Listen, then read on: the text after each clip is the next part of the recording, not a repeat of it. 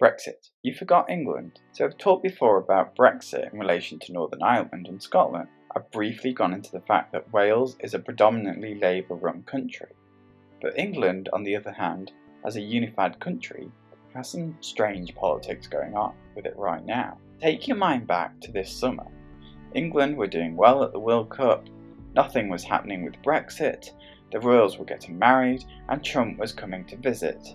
Yet on all of those events, the country was divided. The World Cup brought in rows about flying the English flag and whether we were any good at football anyway. Trump's visit started a protest that involved flying a blimp on his image, which in turn started an attack on the London Mayor Sadiq Khan for allowing the blimp. The royal wedding whitewashed over the country's problems and saturated the news media for a month, making everyone bored sick. And Brexit. Well, need I say more about Brexit and what it has done or has not done to England? From hate crime to Leavers versus Remainers to the British pound, Labour and the Tories, Brexit has ripped apart everything for us to start again. These events only highlight the many divisions England faces. London versus the rest of England, the rich versus the poor, the establishment versus the anti-establishment, the north versus the south, liberals versus the far right, PC culture versus the nanny state, Remainers versus Leavers, young versus old, and more importantly, the English versus the British. When I ask the question, which country are you from? Some of you will say England, Scotland, Wales, Northern Ireland, and some of you will say Britain. That's the problem. Nationalism has become associated with far-right divisions and even xenophobia and racism. We've always lived in a confusing country of four nations in one united kingdom.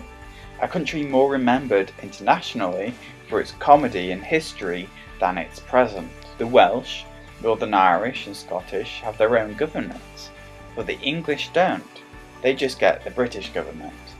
But Yorkshire has nothing to do with London, or Birmingham, or Manchester. Now that the UK is leaving the EU, people have said the country will be known as Little England, a forgotten relic of its past. But that statement forgets the people of England who are forgotten anyway. It forgets the Remainers who will try and keep us in the EU, and it forgets the Leavers who can see the benefits of being out. It forgets what the UK has to offer and why our presence in the world is crucial. The world needs English culture, regardless of how much the English have tried to destroy it ourselves. What would Spain be without English tourism? What would football be without English clubs? What would America be without the English perspective on its gun laws, racism and Trump? Without the English way, the English culture and the world view wouldn't feel homely. It would be an alien mix of culture you don't understand. In the modern world, English culture is slowly being eradicated, torn apart and censored. But there's ways England can profiteer and be important once again. I just hope our great nation isn't split up even more. England doesn't mean being white or Christian. It's more about being slightly awkward or reserved or polite. Somebody who likes pie and mash or going to the pub or curry.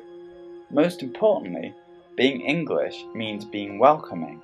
A home will never feel homely if it becomes unfamiliar and even uncomfortable. With the divisions this country is facing and the English people's desire to kick out or dismiss the people they don't agree with from their home, then England may lose its sense of belonging. That includes a Remainer takeover of Brexit, as well as a far-right takeover as well. We need a deal to ensure economic stability to feed the northern powerhouse. We need a deal to ensure political stability, to unite the parties and devolved government. We need a deal to stop Remainers trying to remain and stop Leavers trying to get a no deal. The Chequers deal has become like family. We can't change it, but it's all we've got. Some homes aren't nice places to live. Maybe it would be better to forget England as we know it, or maybe we should try and make this home work. Join in the debate below and subscribe.